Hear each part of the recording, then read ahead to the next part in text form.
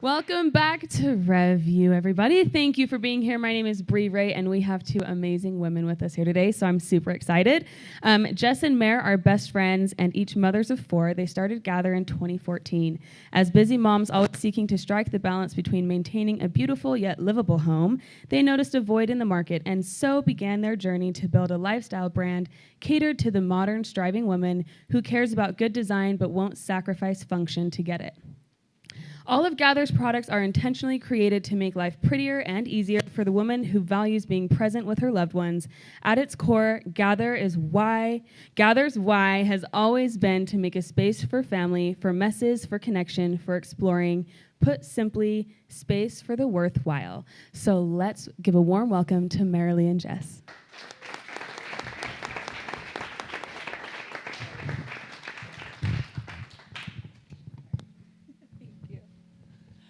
Welcome. Thanks, Bree. I feel like we're so far apart. Let me scoot up to the edge of my chair here. I'm so happy you're here. Tell us about the beginning, the early days. Where did Gathre come from? Where did the inspiration start? Ooh, good question. Well, first, real quick, we make like leather products at its core, leather mats, leather things that are wipeable and waterproof for moms, because spit up, the end. But we started, I was a young mom who had little kids, and we lived in a small apartment without AC. So when we were in college and we didn't have money, we would just eat on a little blanket that my husband's grandma had given us, and my kids would spill spaghetti sauce, and of course, we were washing it every other day. And I was like, there has to be something that can just clean, it's so much easier than this for moms to clean up. And my husband came home from a work trip with a big swatch of leather for shoes. He was looking at some shoes overseas. And it was a bazillion packs of just different colors of leather. And I was like, wait, can it just be leather? Could we do something wipeable and leather? And so from there, we just did a Kickstarter and jumped in, and it's been a good ride. So the first Kickstarter was 2014. Mm-hmm. Yeah. Talk to me about that. What made it successful? What did you do right? What would you do differently? Do you recommend Kickstarter still? Tell me more. Yeah. Do you want me to take this one? Yeah. Okay, so Kickstarter was, I feel like, huge to our beginnings and our success. It really allowed us, I think this was spoken to earlier, to build a community, and people felt like they were along the journey. I think it's a really great tool to get people in early, they get to help make the decisions, they're part of the ride, they get the excitement, and they want to share it because they're invested. So I think we did a really good job just trying to, again, use social media to kind of build that campaign out and get people excited and on board with what we were building. And I don't know, things that we would do different. I don't know that anything comes to mind exactly. I think it was just You did it perfectly. No, everything not was perfect. but we did the best we could. And I think that would be my advice to anyone doing Kickstarter. You do the best you can. You build, a campaign that feels right for you and your brand, and you just run at it. You do your best. So, what were some of the steps you took intentionally to set yourself up for the most success within the Kickstarter? I know on the phone you mentioned you worked with an agency and a few other key components to your Kickstarter campaign. Yeah, so we did two Kickstarters. Our first one was very bootstrapped. We just were giving, product to anyone we could, any influencer we could find on Instagram that would be willing to talk to us. And in 2018, we did a second Kickstarter when we were launching into some more products, specifically yoga mats. So we were taking this leather surface that we had already made with all these mats, and now we wanted to try something new. So we did a second Kickstarter, and that's where we did some work with an ad agency for the first time. And I feel like it was interesting coming at it a second time. You've learned a lot, so you use some of those same things that you used the first time and kind of repurpose it and make it better. But I feel like it was a lot of the same principles. It was just trying to get people to share. We sent out so much free product, so much to just get it in people's homes, because when they can feel it and they can use it, they become part of the story, and they're just way more invested because they see why they want it, and anyway, I don't know if you have anything. Yeah, I would say too, for the second go around, we did a first initial video that just didn't jive. And I feel like if you're launching something like Kickstarter, you have to nail it. So we redid the whole thing. We scrapped it and just started all over. So that would be trust your gut and make sure it's perfect. before you go in? I'm sure there was plenty of gut trusting in the early days. Talk to me about the challenges that you faced as early founders and early entrepreneurs. I mean, what isn't there? So much. I feel like at that time it was like we were folding all of the mats in our in-laws' garage. And so our kids were sleeping in pack and plays in like my mother-in-law's kitchen. And we were up all night. So I think the like exhaustion in the early days, like the physicality of it.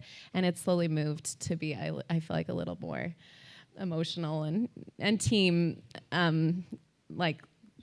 yeah.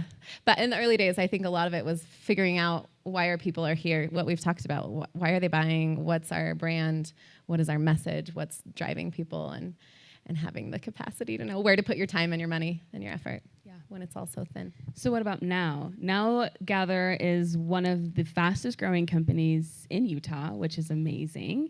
And what challenges do you face now as more seasoned entrepreneurs and more seasoned founders, specifically female founders, in a very male-dominated space?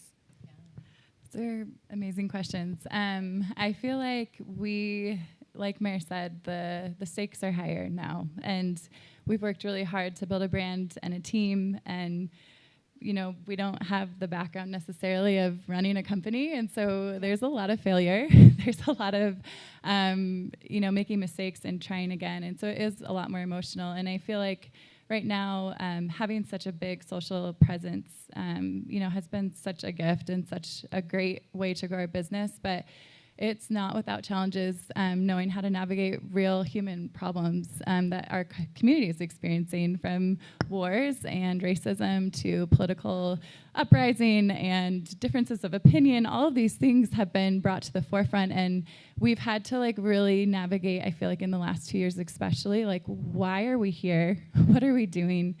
What is the end goal of Gathre? It's obviously we're creating products, but for us it's a lot bigger than that. And how are we going to do that through our platform? How are we going to bring goodness and light and really try and be a voice of goodness in such a hard world? So anyway, those are some of the challenges we're facing. No, I love currently. it. Can I ask what you've landed on what the purpose is and the mission and what that is that pushes you further past what may be a more comfortable place to stay?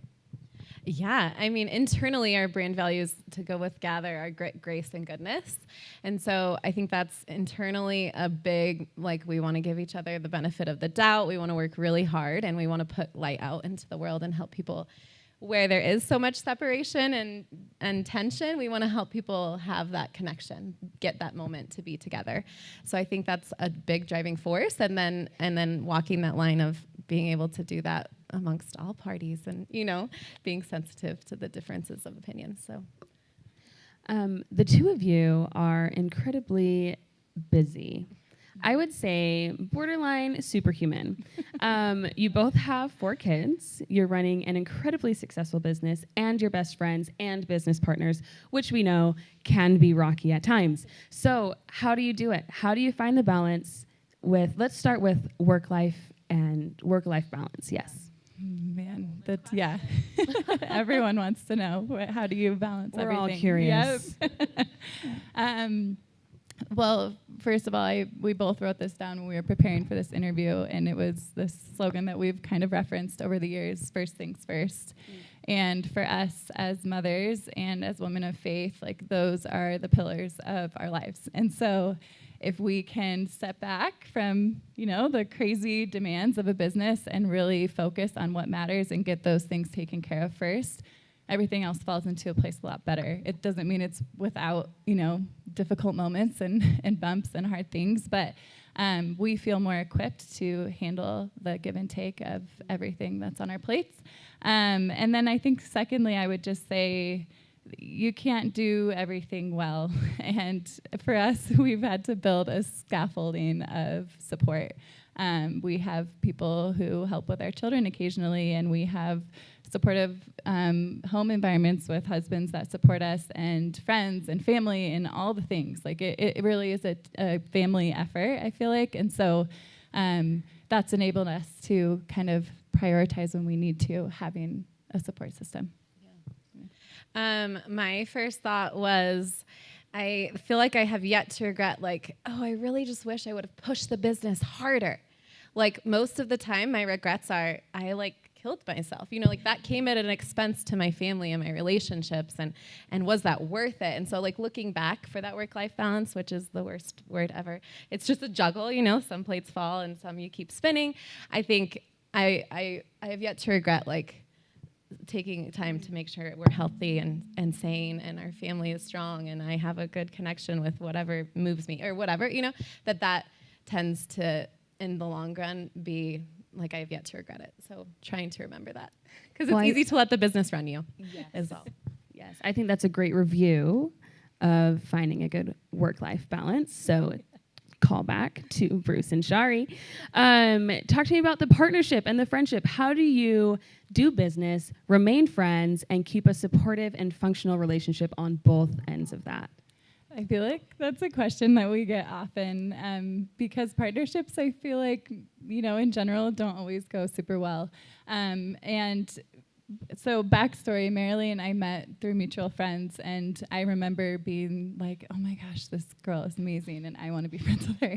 And she's just like so full of light, and I just knew that like there was something about her that I wanted to learn from, and I feel like that's just been the story of our friendship is I want to learn from Marilee. She's an amazing person, and I feel like, I don't know, always digging into that like that's the most important thing is that desire, that friendship.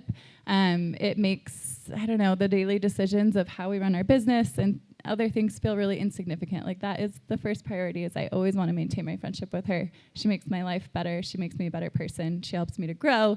And I feel like in real life, we talked about this on the way here, sometimes that looks like, you know, giving ourselves space to have our moments of, she has a really strong opinion about that. I'm going to let her have a strong opinion about that, and I'm going to maybe take a back seat here.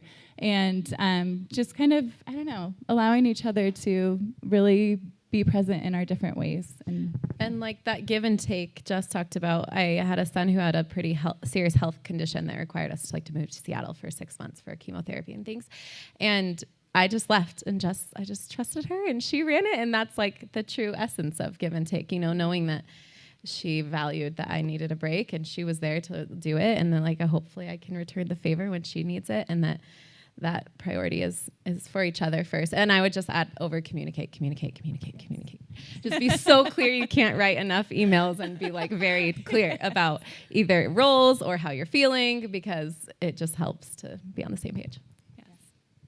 Talk to me more about being female founders.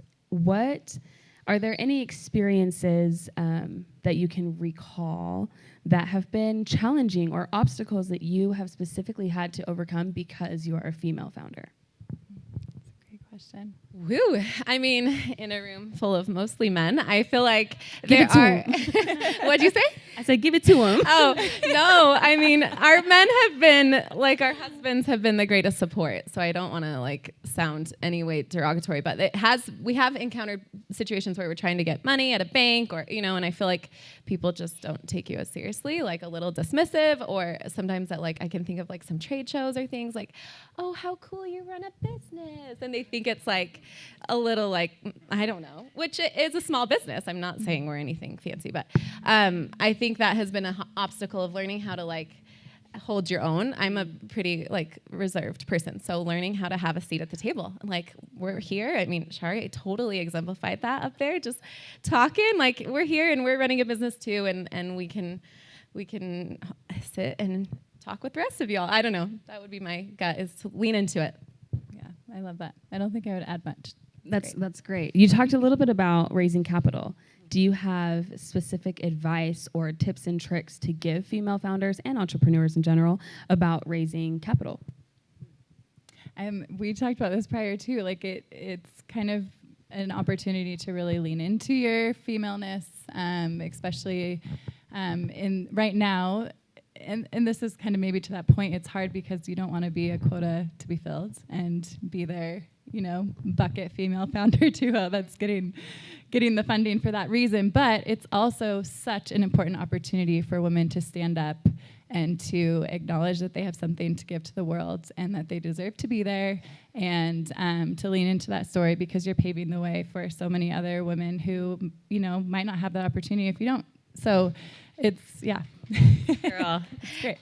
I love that. And I would just say too, like our grandmothers didn't have that opportunity, and I would hope for like my daughter, Jess's daughter, that we can like be that voice. I think in terms of like nitty gritty, just thinking outside the box. Like if that didn't work, try another place. Or if this wasn't a good fit, like reach out to someone who has taken capital, or, you know, network, all those things that you all know, but just don't let the no's keep you down. Just keep trying to find another option.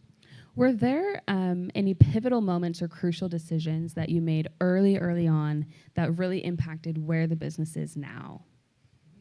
Lots. These are such good questions. Such good questions. I feel like one of the things that is unique to what we did early on was really creating a brand. And we have a lot of friends who are also entrepreneurs who have taken a different route. And it was hard sometimes to kind of, I don't know, we weren't growing maybe at the same pace, or we weren't hitting certain, you know, marks at the same time. And I feel like it was quicker wins for some of our friends. And so we really had to stay steadfast to, okay, we're building something bigger than just, you know, selling something. We wanted to build a brand. We wanted to build a story. We wanted to build a community. And so time and time again, we really tried to lean into that and be more patient, I think, for the fruits of our labors. But it's never been a regret. It's never, you know, proven us wrong. We've just really tried to lean into brand and community. And I think the same thing. We've had people who are super lean startups in our friend circles, and we've tried to build a team so that we can have some work-life balance. And that has also been like a long-term play. I feel like a pivotal decision that we could be maybe taking home more money, or we could be like launching a lot more product a lot quicker, but instead we want to make sure we can still be moms and have the kind of life we want. And so that means, here, you get to do customer service. I don't know how you've done that for so long, answering every email. Woo, amazing. That was a quick one for me to hand off. You can answer all those emails. Anyway, just making sure that you're in line with what feels good and what your long-term goals are, and then sticking true to that. We've talked about this a little bit already, but outside of putting first things first, what are other principles that you use to guide your career and your life?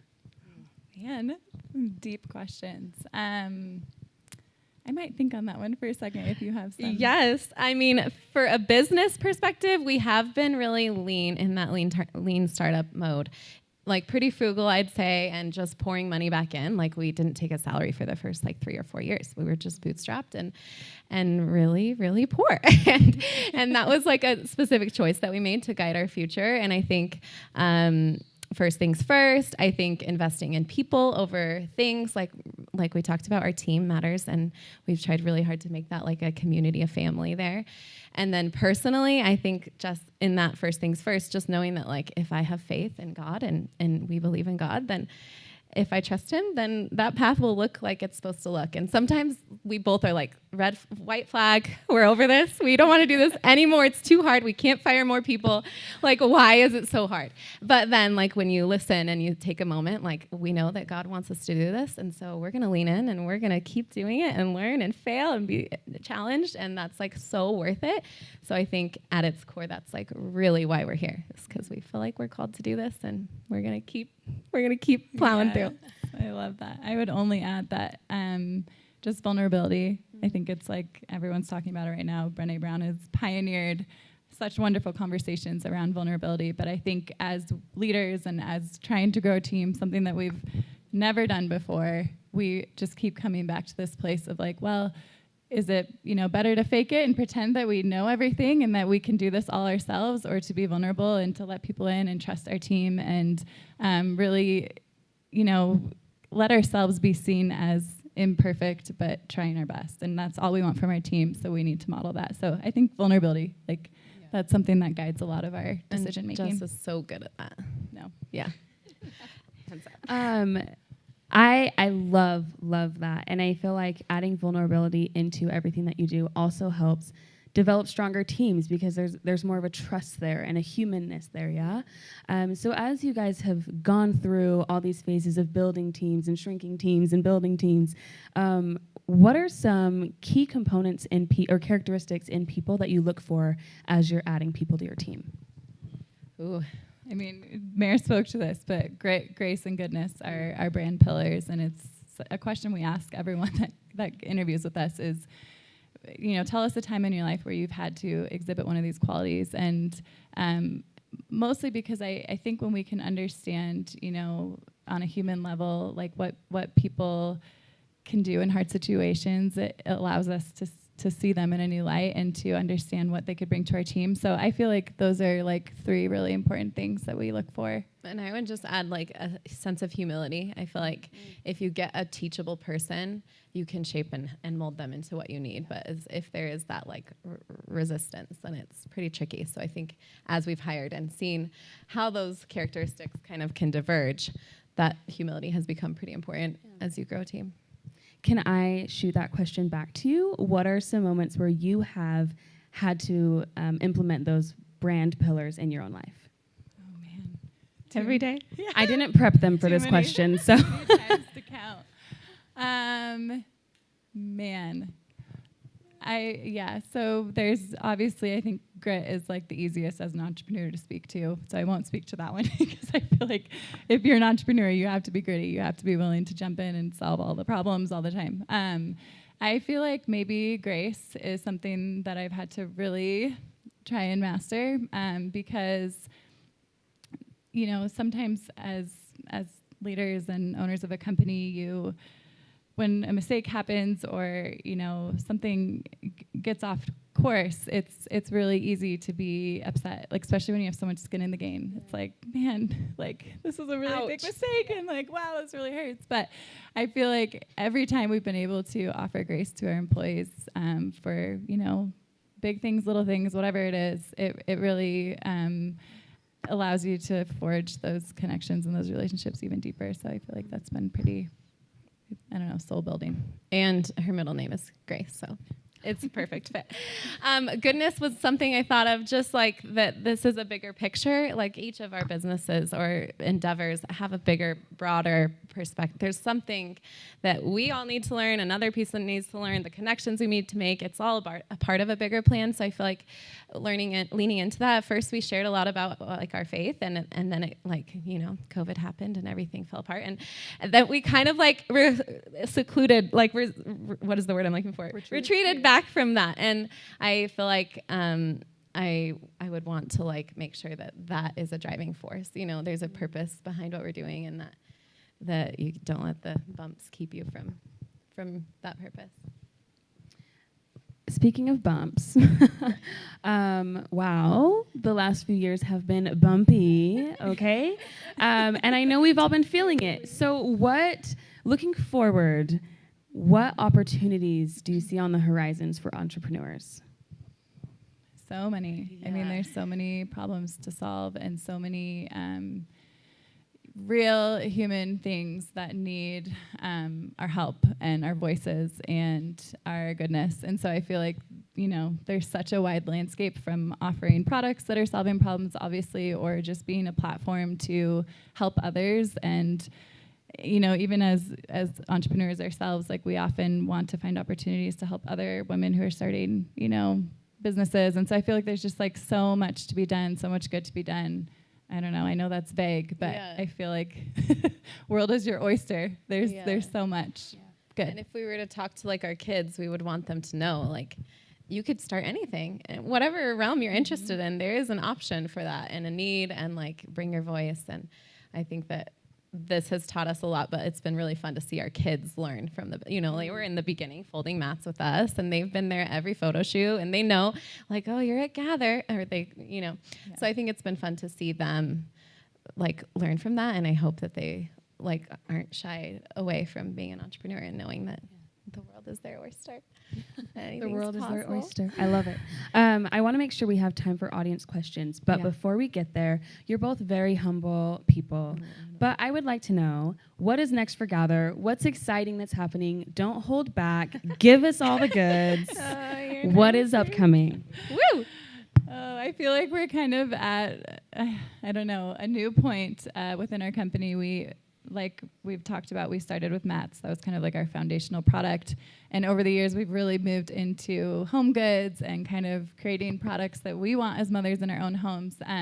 But we're kind of on the cusp of really launching into like a full lifestyle brand and trying to, find those products that speak to us in all rooms of your home, all walks of life, like just really trying to build a lifestyle that feels, special to our customers. So, yeah. Yeah, like furniture pieces and maybe more like baby good products, just in that realm of like hard goods, I would say, instead of just like sticking to the mats and the leather. We're trying to like branch out.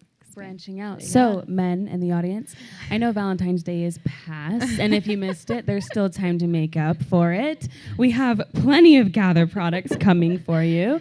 And in addition, there's always half birthdays, so if you need to do that, go right ahead. We will open it up for audience questions now. So if you do have a question, please pop your hand in the air. We're going to start with some online questions, and then we will run a microphone to you. You guys did great. Thank you so much. You're kind. So 2 questions online. The first one is, which marketing channels did you leverage to gain traction when the business first started? I feel like Instagram, social media was huge for us. Obviously, we talked about Kickstarter. I think since then, we've obviously branched into a lot of different things because you don't ever want to put your business only in one. What is the term that I'm looking for? Bucket. One Silo? bucket. Yeah. And so we've kind of tried to diversify where we're getting that marketing feel from, but I feel like social media was kind of our pivotal first step. For sure. Incredible. And then the second question, what was the process that you went through in order to create your first product? Ooh, those were some good days. We got a bunch of leather samples. It was so bad. If you could have seen the first one, the edges were like totally straight and square, and they just looked so rough. And then the colors were woo, and it didn't feel good. So it was like a long time of just different new leather swatches. Okay, like let's curve that edge and let's sew around and like first we just packaged them in poly mailers because it was free and cheap, and then we moved over to boxes. So I think that beginning process was like adjusting the size and designing on our living room floor and in the garage and it was minimum viable product. We just like needed to get something out there, and then with time and with more funds, we were able to really finesse and perfect our product. But those first rounds are classic, vintage. Yes. More questions. Hi. You ladies are wonderful. Thank you for being here and sharing. I have a weird question, maybe. No. Why did you want to spell Gathre the way that you spelled it? Oh, that's the best question of all. Yeah. Who was it? Fonzie, you're not off. Gathre. We get all sorts of great options. We were just searching for an Instagram handle and website that was the same. Like we couldn't get a domain, and we knew we wanted the word Gathre. So we were like, theater, how else could we spell it? And so the RE switch was a quick, easy win. But it is a little confusing. So that's a great question. It looks great. Pronounced Gathre is what we should add. So yours is a great story, and I'll plan to share it, the video, with my own modest but worldwide social media audience. The question I'd like to ask, though, is a little bit personal.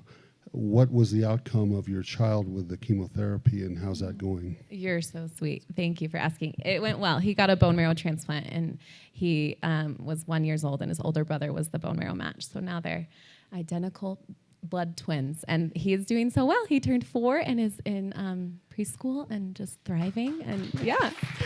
So thanks to Jess for holding down the fort. Little do. She doesn't get enough credit for all that she did. One woman running the whole band. So it was incredible. But thank you for asking.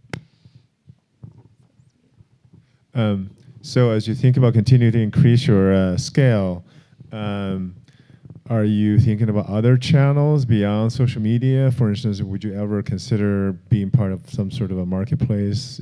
Imagine Amazon or any of those? I feel like in the last, 2 years, we've really tried to expand our wholesale and retail partnerships. We've done some with Crate and Barrel and Anthropology and some of these bigger flagship stores because our consumer is there, But to your point, there are some marketplaces that we haven't tried, Amazon being one of them, but we are exploring that right now currently, actually. And for us, it's always been brand. We never want to sacrifice brand. So it hasn't made sense up till now, but we are exploring, some limited offerings there. See what happens. Who doesn't want Prime shipping? Yes. 2-day. Yes.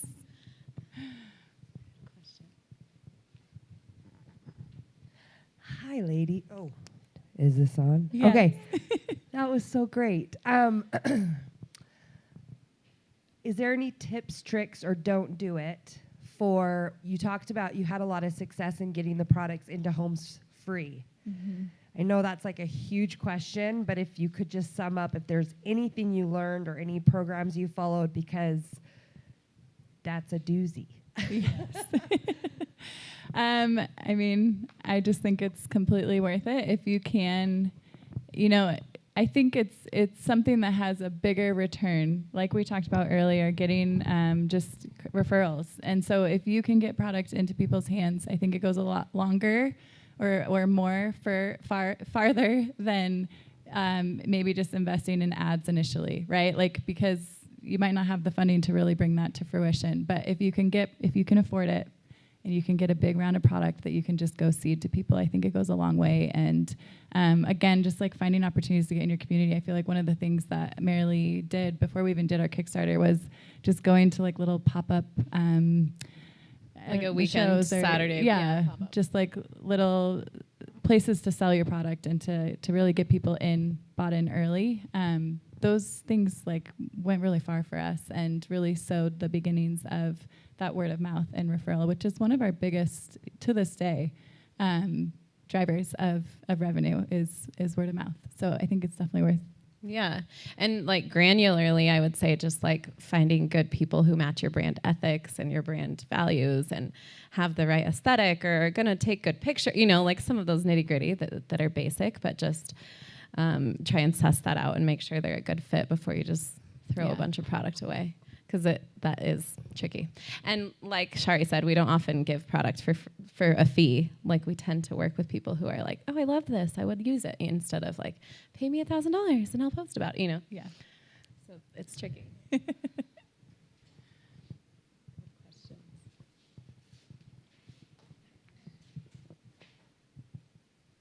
So as you're in the process of expanding your business, are you sourcing products and offering them, or are you manufacturing your own product? Yeah, we design and make all of our products in-house. And how are you handling that expanded demand? It's been tricky with COVID especially. Maybe one of our biggest pain points. Yeah, just because logistics and freight are a nightmare right now, and we do produce everything overseas. So we are looking for ways to bring all of our production back. We started doing local production. We moved overseas a few years ago, and we're trying to find ways to bring it closer to home to kind of mitigate some of those risks and hard things to maneuver. Yeah, that's a very good question. It's been a fine process. Lots of learning, lots of failures. I think having a good product team who knows what they're doing, who has had experience in manufacturing, has been helpful, and making sure that we're hitting codes and producing in safe environments overseas and all of that. But like Jess said, ideally we need to get on shore again. Good questions. Any more questions? Oh, another one. Okay, you don't have to share anything specific, right? But we haven't heard anything related to revenue at all. Do you have a revenue goal you're trying to hit this year? I'm just curious. Ooh.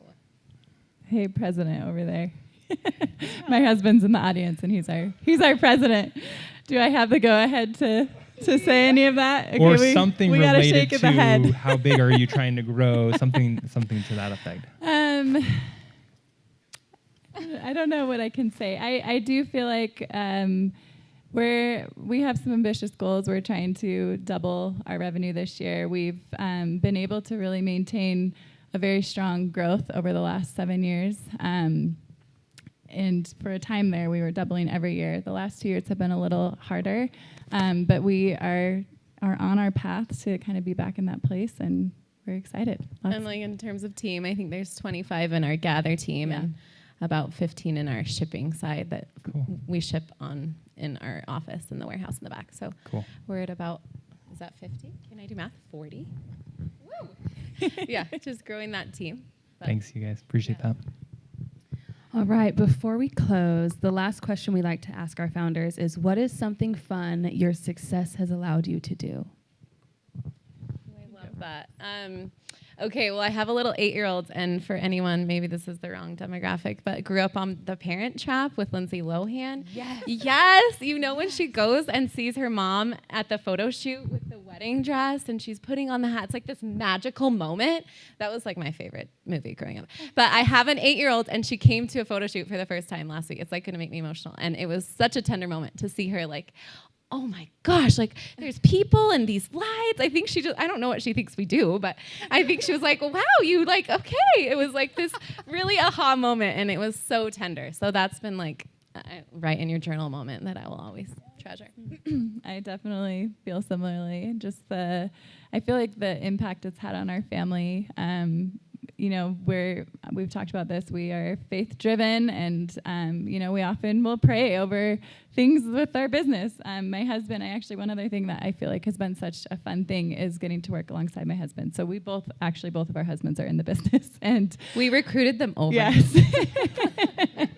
Marilee's husband has kind of been there since the beginning, and mine recently joined last year from being at Qualtrics. And so I never wanted to work with my husband ever, mostly because I just didn't want it to impact our relationship. And I was always like, I don't know, would we work well Probably together? because she saw us working together. No, they're like the exemplar couple. But it has been such a gift because I feel like we've been able to see each other in such a different light, and I've been able to just witness growth that I don't think I would have, not being in the front seat of, this new position that he's been doing for us. So I feel like that's been really sweet, but just it really is such a family affair for us. Our kids are involved, our spouses, our parents, and it's really sweet to see it all come together.